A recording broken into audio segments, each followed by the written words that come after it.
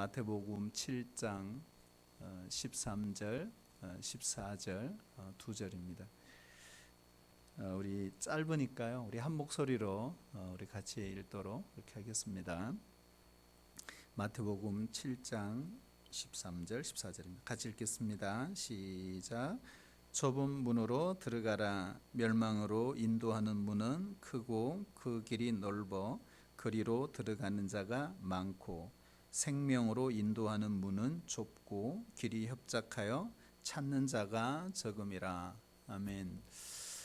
우린 지금 산상설교의 마지막 부분에 왔습니다. 그래서 예수님이 5장, 6장, 7장이 산상설교죠. 그러니까 이 세 장을 통해서 이제 마무리하는 단계에 왔어요. 마무리. 그래서 7장에 이 마무리 단계에 오니까 뭐 다음 주도 보겠습니다만은 예수님께서 어떻게 마무리를 할까, 어떻게 결론을 내릴까, 예수님이 아마 나름대로 생각을 하시고 이런 말씀을 하셨다고 생각을 합니다. 오늘 내용도 보면 서로 대조를 이루고 두 가지 비유, 그죠? 서로 두 가지 비유로 서로 대조를 이루면서 말씀을 결론을 맺고 있어요. 오늘 같은 경우는 좁은 문과 넓은 문, 그죠? 좁은 길과 넓은 길 이렇게 서로 대조를 이루면서 이건 사실 비유거든요. 그렇게 결론 내리고요.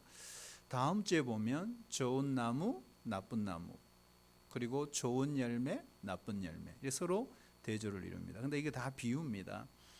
그리고 마지막 결론 어떻게 내죠? 반석 위에 지은 집, 모래 위에 지은 집. 이렇게 해서 결론을 내리고 있다는 것입니다. 그렇다면 예수님이 왜 이렇게 서로 대조를 이루면서 결론을 내려고 하셨을까? 그 의도가 무엇일까?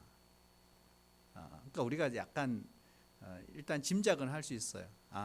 이것 때문이구나 하는 걸 알 수 있습니다. 여러분 딱 두 가지를 딱 대조를 하고 딱 결론을 내리는 건 뭘 하라는 거예요? 두 개 중에 하나를 선택하라 이런 뜻이잖아요. 그죠? 그겁니다. 너희 앞에 두 길이 있다. 그죠? 넓은 문이 있고 좁은 문이 있다. 선택해라. 좁은 길이 있고 넓은 길이 있다. 선택해라. 이런 이야기라는 주님이 그렇게 해서 이런 결론을 지금 내리고 있는 것입니다. 문제는 우리가 뭘 선택하느냐 하는 것입니다. 이게 문제죠. 여러분 신앙은 언제나 선택이에요. 우리가 구약부터 신약까지 쭉 이 스토리를 읽어보면 신앙이는 항상 선택의 문제가 따라옵니다. 그래서 무엇을 선택했느냐에 따라서 결과는 완전히 다르죠. 여러분 모세는 죽기 전에 모압 평지에서 출애굽 2세대들을 다 불러 모았습니다. 그리고 거기서 고별 설교를 하죠. 그 고별 설교를 모아놓은 책이 뭡니까? 바로 신명기입니다. 그렇죠. 그래서 그 신명기를 통해서 모세가 유언 같은 이야기를 합니다. 그래서 그 율법, 성막, 출애굽 여러 가지 그리고 가나안 땅에 대한 정보까지 다 담겨져 있는 것이 신명기잖아요. 아주 중요한 책입니다. 그런데 이런 이야기를 다 하고 난 뒤에 마지막 모세가 딱 한마디 한 게 있어요. 그것이 신명기 30장 19절 20절이에요. 우리 같이 한번 읽어보겠습니다. 시작. 내가 오늘 하늘과 땅을 불러 너희에게 증거를 삼노라. 내가 생명과 사망과 복과 저주를 내 앞에 두었은즉 너와 내 자손이 살기 위하여 생명을 택하고 내 하나님 여호와를 사랑하고 그의 말씀을 청종하며 또 그를 의지하다. 여호와께서 내 조상 아브라함과 이삭과 야곱에게 주리라고 맹세하신 땅에 내가 거주하리라. 아멘. 그렇죠? 그렇게 돼 있잖아요. 너와 너 자손, 네 자손이 살기 위해 뭘 하고요? 생명을 택하고 생명을 선택하라. 그렇죠? 지금까지 내가 생명과 사망을 이야기했고 너희들에게 복과 저주를 선포했다. 이제 남은 것은 너희 몫이다. 택해라. 이렇게 하는 거. 모세를 뒤를 이은 사람이 누구죠? 여호수아입니다. 그래서 여호수아가 가나안 땅에 들어갔습니다. 그리고 그 땅을 점령하고 많은 세월이 흘렀어요. 그래서 나이가 들어 늙어 이렇게 표현하고 있어요. 여호수아에 보면요, 그가 죽음 앞에 이르게 됩니다. 그럴 때 모든 백성들을 불러 모으고 그가 마지막 설교를 합니다. 그 설교의 핵심 뭐냐 하면 여호수아 24장 15절이죠. 우리 같이 한번 읽어볼까요? 시작. 만일 여호와를 섬기는 것이 너희에게 좋지 않게 보이거든 너희 조상들이 강 저쪽에서 섬기던 신이든지 또는 너희가 거주하는 땅에 있는 아모리 족속의 신들이든지 너희가 섬길 자를 오늘 택하라. 오직 나와 내 집은 여호와를 섬기겠노라. 아멘. 자, 여기도 보면 어떻게 해요? 택하라 이렇게 말씀. 그러니까 마지막 이 지도자들의 특징입니다. 여러분 엘리야도 마찬가지입니다. 엘리야도 하나님과 바알 사이에 머뭇거리고 있는 그 이스라엘 백성들을 향해서 이렇게 설교를 했어요. 열왕기상 18장 21절에 보면요, 엘리야가 모든 백성에게 가까이 나아가 이르되 너희가 어느 때까지 둘 사이에서 머뭇머뭇하려느냐. 여호와가 만일 하나님이면 그를 따르고 바알이 만일 하나님이라면 그를 따를지니라. 백성이 말 한마디도 대답하지 아니하는지라. 이렇게 돼 있어요. 결국 백성들이요 눈치만 보고 있었던 거예요. 하나님과 바알 사이에 왔다 갔다 하고 있었던 것입니다. 교회와 세상 사이에서 갈등하고 있는 것입니다. 그래서 하나님께서 엘리야를 통해서 말씀을 주신 겁니다. 그런데 결론은 뭐예요? 그러나 그들은 선택하지 않았다. 이 결론이에요. 여러분 예수님도 보면 오늘 동일한 맥락에서 우리에게 말씀하시는 거예요. 좁은 길이냐 넓은 길이냐, 그렇죠? 넓은 문이냐 좁은 문이냐, 이걸 지금까지 말씀을 쭉 하고요 선택하라 이렇게. 여러분 선택이 우리의 운명을 갈라놓는 것입니다. 우리가 이 땅에 사는 동안 가장 중요한 것이 있다면 매일매일 우리가 내리는 그 선택이 우리의 운명을 결정짓는다는 것입니다. 그래서 선택에 의해서 운명이 갈리구나. 여러분 장로교의 아버지가 누구죠? 장로교의 아버지 누구죠? 장로교. 그러니까 장로교를 세운 개혁교의 아버지 존 칼빈이죠. 존 칼빈. 그러니까 존 칼빈에게 붙은 많은 별명이 있죠. 걸어다니는 종합병원. 병이 너무너무 많았어요. 근데 정말 하나님께서 내 약함을 자랑했던 바울처럼 이 존 칼빈도 그 수많은 병들 속에서도 위대한 하나님의 종으로 쓰임받죠. 그래 27살에 그 유명한 기독교 강요를 집필합니다. 이 기독교 강요는요 불후의 명작입니다. 많은 학자들은 그 기독교 강요를 통해서 오늘날 민주주의 정부가 탄생했다라고 주장합니다. 대단한 책이에요. 시간 나시는 분들은 좀 두껍지만 3권짜리도 있고 그럼 4권짜리도 있는데 그는 돈 한 푼 없이 가난하게 살다가 세상을 떠났습니다. 그런데 그가 남긴 기독교의 정말 이 유산, 보물과 같은 유산은 지금까지 수천만, 수만의 사람들에게 행복과 기쁨을 주고 있는 것이죠. 그래서 하나님의 DNA가 존 칼빈 안에 있는 것입니다. 다른 사람이 보지 못하는 걸 보고 다른 사람이 발견하지 못한 걸 발견해서 책으로 우리에게 전해준 것입니다. 그러나 여러분 우리에게 잘 알려지지 않는 또 한 가지 이야기가 있어요. 그의 형의 이야기입니다. 찰스 칼빈입니다. 그 형은요 방탕하고 불량했습니다.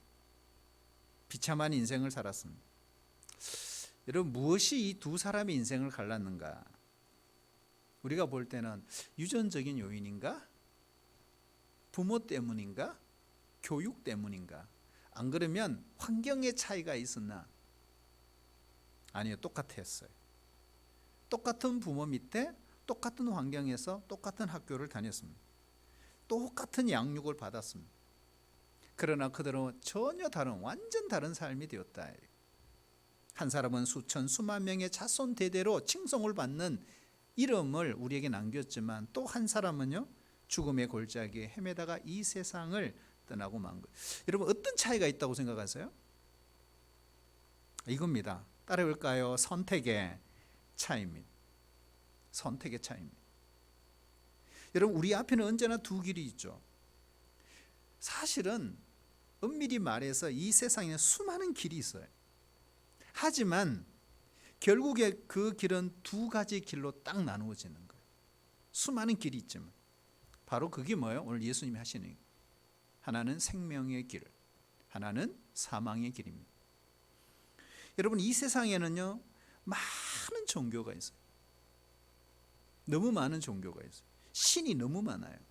그래서 사람들은 엄청난 많은 자기 나름대로의 신을 섬겨요.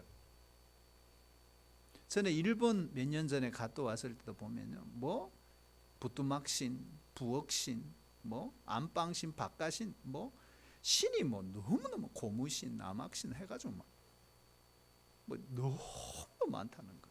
우상의 그냥 나라입니다. 일본 같은 데. 근데요, 여러분 인도 같은 데는요 신이 너무 많아가지고 신이 몇 개가 되는지 숫자를 셀 수가 없다는 거예요. 인도는 그래요. 그만큼. 근데 다 우상이죠. 그럼에도 불구하고요 이 땅에 있는 모든 종교는 딱 둘로 나누어진다. 그게 뭐야? 첫 번째는 인간 중심, 인간 중심의 종교. 또 다른 하나는 하나님 중심의 종교예요. 딱 갈라집니다. 두 종류밖에 없어요. 여러분 인간 중심의 그 종교는요 그 모든 중심에 누가 있어요? 내가 있는 거예요. 다 나 중심이에요. 천국도 자신의 힘으로 갈 수 있다. 내 노력, 내 선행, 내 능력으로 간다 이거예요. 모든 중심에는 내가 있어요. 그래서 이 우주의 중심도 나예요. 거기서 기가 나오지 않습니다. 그래서 인간 중심의 종교는 현세적인 복을 아주 강구합니다. 현세적인 복, 거기에 집중되어 있어요. 내 건강, 내 자녀, 내 유익, 그것만 구하는 거예요. 그래서 모든 신앙의 목적은요 나의 유익을 위한 거예요. 사람이 중심에 있어요. 뭐 이런 건 없어요. 신의 뜻대로 나의 마음을 거룩하게 하려고 하는 노력, 이것은 조금도 하지 않습니다. 근데 또 하나의 길이 있어요. 또 하나의 길. 그게 뭐냐? 성경이 우리에게 가르쳐 주는 거예요. 성경에서만 이야기하는 거예요. 그것이 바로 뭘까요? 하나님 중심의 길입니다. 모든 것이 하나님으로부터 말미암았다. 시작도 그 과정도. 그래서 하나님이 모든 걸 좌우하신다.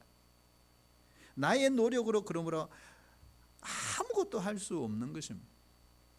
구원의 시작도 하나님이 하셨고 구원의 역사도 하나님이 하시고 나는 죄인이고 우리는 너무 부족하다. 아무것도 할 수 없는 존재입니다. 우리는 어떤 노력해도 내 힘으로 머리카락 한 톨 나게 할 수 없는, 그리고 내 마음을 의롭게 할 수 없는 그런 능력 없는 자들이라는 거예요. 내가 멸망으로 지금 멸망의 길로 달려가고 있는 것, 그 사실조차도 깨닫지 못하는 우리 죄인들이다는. 이게 뭐예요? 하나님 중심의 종교죠. 근데 어느 날 놀라운 일이 일어났어요. 놀랍게도 한마디로 이 땅에 창조자이신 그 창조주 하나님이 나를 찾아오신 겁니다. 그러면서 이렇게 말씀하시는 거예요. 내가 바로 너를 만든 창조주다. 내가 바로 너의 아버지다. 바로 너는 나를 닮은 고귀한 하나님의 자녀다. 이렇게 말씀하시는 거예요. 그런데 우리 하나님은 말씀만 하시고 그치신 게 아니에요. 우리를 구원하시기 위해서 친히 인간의 몸을 입고 이 땅에 오셔서 십자가에 죽으시고 그리고 마지막 이렇게 외치신 거죠. 다 이루었다. 무엇을 이루셨을까? 뭘 이루셨을까요? 구원을 이루신 거죠. 우리의 죄를 다 갚아주신 겁니다. 그래서 우리는 빚진 자입니다. 빚진 자. 내 노력으로 털끝만큼도 씻을 수 없는 우리의 잘못, 우리의 그 죄를 예수님의 보배 온 피로 다 씻어 주셨다는 거예요. 그러면서 이렇게 예수님이 놀라운 선언을 하신 거죠. 너는 의롭게 되었다. 이렇게 말씀하죠. 그래서 하나님이 우리 요구하시는 건요 하나밖에 없어요. 바로 믿음이에요. 믿음. 그래서 하나님께서 독생자이신 예수님을 통해서 이루어 놓으신 이 모든 사건, 지난번 사건을 설명했지 않습니까? 사건 뉴스. 그 사건을 사실인 것을 받아들이고 믿는 것, 이것만 있으면 된다는 것. 여러분, 하나님께서 정말 나를 위해서 이런 일을 행하셨구나 하는 그 사랑을 우리가 깨닫고 믿어지는 그 순간 우리에게 놀라운 일이 일어나죠. 바로 그것이 구원이에요. 구원. 믿는 자는 영생을 얻었고 심판에 이르지 아니하나니 사망에서 생명으로 옮겼느니라. 그렇죠. 이런 일들이 일어나는 것입니다. 아무것도 요구하지 않으시는 거예요. 그래서 믿는 자에게는 하나님의 자녀가 되는 권세를 우리에게 주시는 것입니다. 그래서 여러분, 우리가 믿고 있는 기독교는요 차별화됩니다. 독특합니다. 우리가 믿는 기독교는 하나님에 의해서 만들어진 종교예요. 이 세상의 모든 종교는 인간이 만들었어요. 그러나 기독교는 인간에 의해서 시작된 종교가 아니에요. 하나님에 의해서 시작이 되었고 진행되고 있고 완성이 된 놀라운 종교입니다. 여러분, 이거 믿으세요? 똑같은 레벨에 놓을 수 없어요. 이런 질문들을 많이 하잖아요. 기독교는 왜 이 독선적인가? 좀 불교처럼 포용하고 그렇게 보편주의적으로 좀 그런 정신으로 갔으면 참 좋겠는데, 요즘 성당을 보세요. 성당도 보면 부처님 오시는 날 축하 현수막도 달잖아요. 목사님. 성탄절이 되면 또 절에서는 어떻게 해요? 예수님 탄생 축하합니다. 현수막 달잖아요. 우리도 좀 저렇게 하면 얼마나 좋을까요? 그러면 참 보기 좋을 텐데. 근데요, 그렇게 하면요 세상 사람들은 좋아할 거예요. 왜요? 야, 역시 교회가 정말 마음이 넓어. 포용할 줄 아네? 이렇게 말합니다. 그러나 여러분, 그렇게 우리는 할 수 없어요. 왜 그러냐? 이유가 오늘 말씀에 있는 거예요. 세상에는요 넓은 문이 있어요. 세상은 문이 아주 넓어요. 예수님은 그 문이 얼마나 넓은지 이렇게 말해요. 많은 사람들이 그 길로 간다. 예? 그 길로 간다. 많은 사람들이 그 길로 가기 때문에 사람들이 의심하지 않는다. 다수가 진리가 아니라 이 말이에요. 우리가 일반 사회과학에서 아이들이 학교에서 공부를 할 때 진화론을 공부하죠. 이 우주는 지구의 나이가 45억 년 전. 그리고 우리는 많은 그런 진화의 과정을 통해서 오늘날 이렇게 되었다. 빅뱅 이론을 주장하는 사람도 있잖아요. 빵 터져서 그 물질이 그냥 터져서 언제부턴가 그 무생물이 생물이 되면서 그 속에 아미노산이 통해서 단백질이 만들어져서 이렇게 진화됐다. 근데 여러분, 그게 과학인 줄 알아요. 아이들은. 왜요? 배우니까. 근데 여러분, 그게 잘못됐다는 걸 아시죠? 그거는 다 가설이잖아요. 법칙이 아니잖아요. 근데 많은 사람들이 그렇게 들으면요 전혀 의심하지 않아요. 왜냐? 그렇게 배우기 때문에 그것이 과학인 줄 알아요. 그게 진실인 줄 알아요. 전혀 아닌데도 말이에요. 그러니까 사람들이 거부감이 없어요. 많은 사람들이 그 길로 가요. 한 번도 의심해 본 적이 없죠. 근데 여러분, 의심 한 해보세요. 이게 얼마나 잘못된 것이고 거짓인 줄 알게 됩니다. 그래서 오늘 주님이 이렇게 말씀하시죠. 많은 사람들이 그 길로 가지만 마지막은 생명이 없는 사망이다. 이렇게. 그런데 여러분, 그 문, 넓은 문과 다르게 또 오늘 예수님은 좁은 문을 소개해요. 좁은 문이 있다. 그런데 여러분, 이 문은 인기가 없어요. 너무 좁아요. 사람들이 잘 가지 않는다. 사람들이 찾는 사람이 적다. 하지만 중요한 것이 그 마지막은 생명이다. 여러분, 요한복음 14장 6절에 보면 예수께서 이르시되 내가 곧 길이요 진리요 생명이니 나를 말미암지 않고는 아버지께로 올 자가 없느니라. 자, 여기에 보면 길, 진리, 생명. 여러분, 이 길이 뭐죠? 길. 예수님이 길이다. 이 길을 보면 영어 성경에 보면 길 앞에 더라는 정관사가 붙어 있죠. 여러분, 명사에 더가 붙으면 어떻게 되죠? 형용사가 되죠. 유일한 이런 뜻이 되잖아요. 유일한 길 이런 뜻이 되잖아요. 유일한 진리, 유일한 생명. 거꾸로 말하면 길은 하나밖에 없다. 이 길밖에 없다 이런 뜻이잖아요. 이 세상에 많은 진리를 이야기하지만 진리는 예수밖에 없다 이런 말입니다. 예수만이 생명이다. 사도행전 4장 12절을 보면 다른 이로서는 구원을 받을 수 없나니 천하 사람 중에 구원 얻을 만한 다른 이름을 우리에게 주신 적이 있다 없다? 없느니라 그랬어요. 세상에 이보다 더 좁은 길이 어디 있어요? 그렇잖아요. 이 길이 좁기 때문에요, 사람들이 좋아하지 않아요. 여러분, 좁은 길은요, 일주일에 한 번 습관적으로 교회에 와서 예배드리는 종교 행위가 아닙니다. 내 마음이 의롭게 바뀌어 가는 것입니다. 우리가 말씀을 배웠다면 더 나은 남편이 되고 더 나은 아내가 되어야 하고요. 내가 말씀을 통해서 은혜 받고 그 말씀을 공부하고 성경을 공부했다면 더 좋은 부모가 되어야 합니다. 더 좋은 자녀가 되어야 합니다. 그게 좁은 길입니다. 이게 무슨 말이냐 하면 노력해야 한다. 하나님 앞에서. 여러분, 이런 것도 있죠. 다른 사람을 향한 분노를 잘하는 사람이 있어요. 그렇다면 이 좁은 길은 그 사람이 어떤 길이에요? 분노를 없애기 위해 애통하는 것입니다. 이게 좁은 길이에요. 여러분, 하나님 앞에서 늘 마음속에 음욕이 일어나는 사람이 있어요. 그래서 음욕으로 인해서 늘 겸손해야 하는, 이게 좁은 길입니다. 그 사람에게.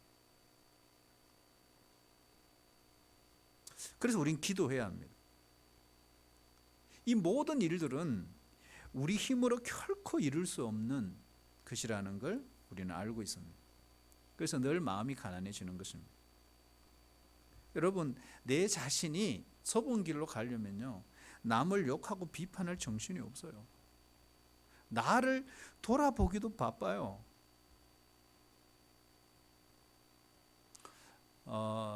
여러분, 믿는 게 쉬워요, 어려워요? 저는 어릴 때부터 자연스럽게 교회 다녔으니까 그냥 다녔어요.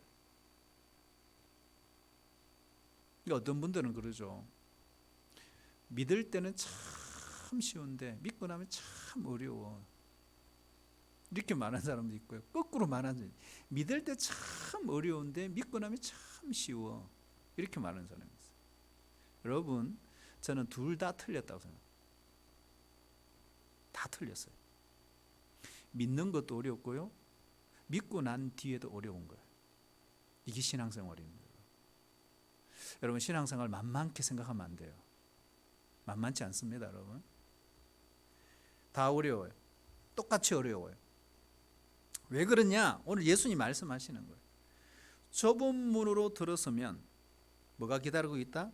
좁은 길이 기다리고 있다. 어려운 거예요. 여러분, 우리가 좁은 길로 들어서면요, 넓은 길에 대한 계속적인 유혹이 있어요. 그래서 그것을 뿌리치면서 계속 좁은 길을 굳게 서서 이 좁은 길을 걸어가지 않으면 안 되는 게 신앙생활이에요. 그래서 신앙생활이 쉬운 게 아니에요. 어떤 사람은 넓은 길로 갔다가 좁은 길로 갔다가 막.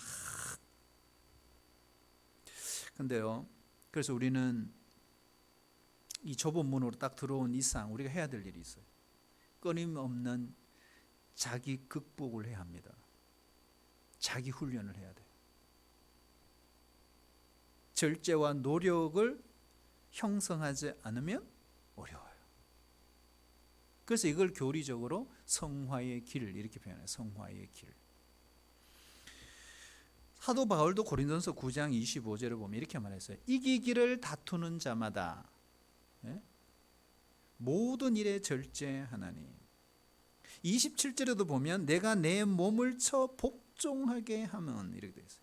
사도 바울도 계속 훈련을 했어요. 계속 나름대로 노력을 했어요. 왜 그렇게 안 하면 게을러져요.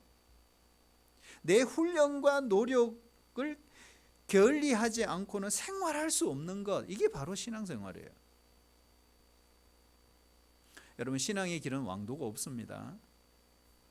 늘 말씀 붙들고 씨름하고 환경을 붙들고 땀 흘리면서 날마다 내 삶 속에 적용시키려는 그런 모습, 그 노력 속에 성령이 함께 하세요. 그리고 우리를 변화시키는 겁니다. 여러분, 그렇다면 신앙의 길은 좁은 길입니다. 그래서 우리 늘 하나님 앞에 엎드릴 때마다 하나님 저를 불쌍히 여겨주세요. 나는 죄인입니다. 이런 고백을 하고 하나님께 도움을 구할 수밖에 없는 것입니다. 여러분, 이러한 자세로 신앙생활을 하는 사람은 절대로 형식적으로 교회 나오지 않아요. 우리가 일주일에 한 번 습관적으로 예배 드리지 않아요. 주일이 기다려지는 거죠. 매일 아침마다 말씀을 읽고 찬양하고 기도하고 하나님의 응답을 받아요. 그리고 마음에서 터져나오는 찬양과 영혼 깊은 곳에 나오는 감사가 있어요. 우리가 어떻게 하면 좁은 문으로, 좁은 길로 우리가 들어갈 수 있는가? 중요한 건요, 그 길로 계속 가는 게 중요합니다. 어떻게 갈 수 있느냐? 혹시 뭐 비법이 있나? 여러분, 오늘 그 비법 한번 배워봤으면 좋겠어요. 그 비법이 뭐냐? 비법이. 첫 번째는요, 자기를 포기해야 합니다. 자기를 포기해야 돼요. 요즘 가장 어렵고 고통스러운, 우리 신앙인에게 있어서 가장 고통스럽고 우리를 어렵게 하는 적 상대는 사탄이 아니에요. 자기 자신입니다. 우리가 아무리 철야기도 열심히 하고요, 금식하고요, 회개기도 하고요, 성경 공부 열심히 하고, 말씀 듣고 눈물 흘릴 수 있습니다. 그러나 그러고 난 뒤에 자신 앞에서 스스로 실패하고 넘어집니다. 여러분, 인간은요, 편안한 거 좋아합니다. 쾌락 좋아합니다. 명예 좋아합니다. 칭찬에 약합니다. 이것이 인간이거든요. 거기 다 넘어져 버리는 거예요. 그래서 예수님도 누구든지 나를 따라오려거든 자기를 부인하고 자기 십자가를 지고 나를 따를 것이니라 그랬어요. 여러분, 예수님의 공생애를 시작할 때 예수님에게 적은 사탄이었죠. 그렇죠? 근데 잘 보세요. 예수님의 공생애를 마치고 십자가를 앞에 두시고 십자가에 못 박혀 돌아가실 때 그때 적은 사탄이 아니었어요. 누굽니까? 자기 자신이었어요. 아버지요, 이 잔을 꼭 마셔야 합니까? 이 잔을 피할 길이 없습니까? 하나님의 뜻은요, 그 잔을 마셔야 하는 것입니다. 그래서 예수님은 자기와 싸워야 했던 것입니다. 그 싸움이 얼마나 치열했는지 땀방울이 피가 되었다. 두 번째는요, 우리가 뭘 포기해야 되느냐? 자기가 사랑하고 아끼는 거 포기해야 합니다. 좁은 문, 좁은 길로 가려면. 결코 쉬운 일이 아니죠. 사람은 세상에 미련이 남아있어요. 예수 믿어도 늘 미련이 남아있어요. 예를 들면 물질에 대한 미련, 성공에 대한 미련, 삶에 대한 미련, 이거 버리지 않으면요, 좁은 길 갈 수 없어요. 그래서 세상의 것들을 다 두고 가야 합니다. 우리가 하루 3끼면 충분하잖아요. 저도 요즘 많이 안 먹어요. 근데 우리 아이들은 계속 많이 먹는데요. 그걸 제가 어느 날 진짜 많이 먹더라고요. 그래가지고 저는 태어나서 내가 이렇게 많이 먹는지를 비로소 알게 됐습니다. 저 자신을 모니터링했어요. 그러니까 누군가가 이야기해 줄 때는 그렇게 고집 피우면서 안 믿었어요. 그러니까 제가 어느 날 테스트를 해봤어요. 나 그렇게 많이 먹나? 와, 진짜 많이 먹어요. 그래서 아이들한테 그랬어요. 내 진짜 많이 먹네? 이제 알았다고. 여러분 50 중반이 넘어서 내가 많이 먹는지 이제 알았어요.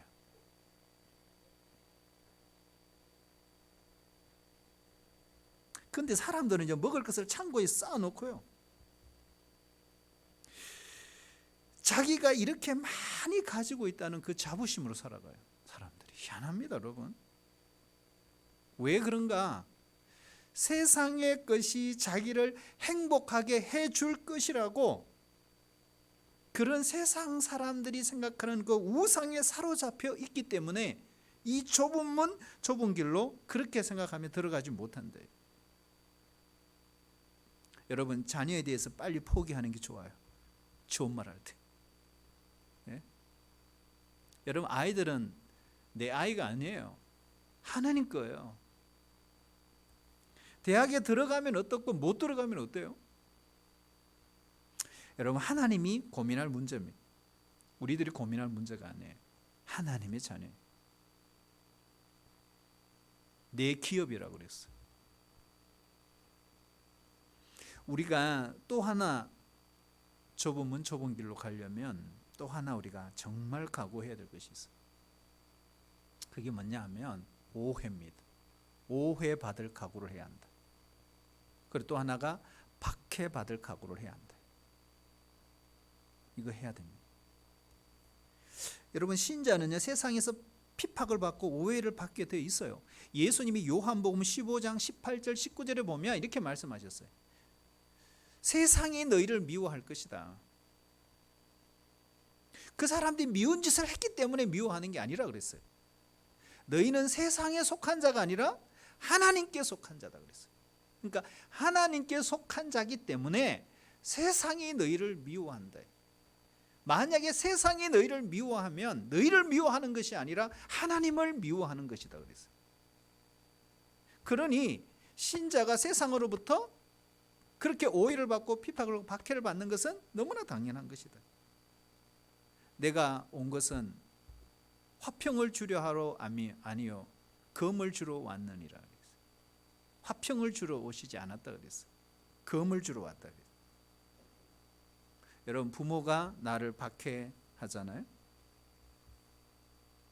때로는 형제들이 우리를 박해하잖아요. 가장 가까운 사람들이 나의 가장 무서운 박해자가 될 수 있습니다. 그래서 신자는 어떨 때는요, 세상으로부터 존경받기도 하고 사랑받기도 하지만 동시에 믿지 않는 사람들로부터 얼마든지 비난을 받고 오해를 받고 박해를 받는 사람이 신자입니다. 그래서 신자는 항상 양면성이 있어요. 이것이 우리가 통과하고 걸어가야 될 좁은 문 좁은 길입니다. 그래서 오늘 예수님이 좁은 문으로 들어가라, 이게 무슨 뜻이냐? 좁은 문을 구경하라 이런 뜻이 아닙니다. 거기에 들어가서 살아라 이런 뜻입니다. 설교를 듣고 구경하는 사람이 아니라 설교 들은 그 말씀대로 신자의 삶을 살아내라 이런 뜻입니다. 교회에서 그만하고 이제는 가정에서, 직장에 나가서, 사회에서 그렇게 살아라. 그런데 그렇게 살면 얼마나 그것이 좁은 길인지 너희들이 알게 될 것이다. 그럼에도 불구하고 우리는 그 길을 선택해야 한다, 이런 이야기입니다. 여러분, 기억해야 합니다. 예수님이 가라고 하신 그 길은 좁은 길이지만 결국 그것이 생명의 길이고 축복의 길입니다. 우리 앞에도 이런 두 길이 놓여 있어요. 좁은 길, 넓은 길. 좁은 문, 넓은 문. 여러분, 어느 길로 갈 것입니까? 어느 문으로 통과할 것입니까? 이것은 우리의 선택에 달려 있습니다. 우리 같이 한번 기도하겠습니다. 하나님 아버지, 우리 모두가 좁은 문으로 들어가게 하여 주시고 평생 이 좁은 길로 갈 수 있도록 우리가 지치지 않고 힘들지만 각오하고 그 길을 묵묵히 걸어가는 하나님의 사람들이 되게 하여 주옵소서. 예수님의 이름으로 기도하옵나이다. 아멘.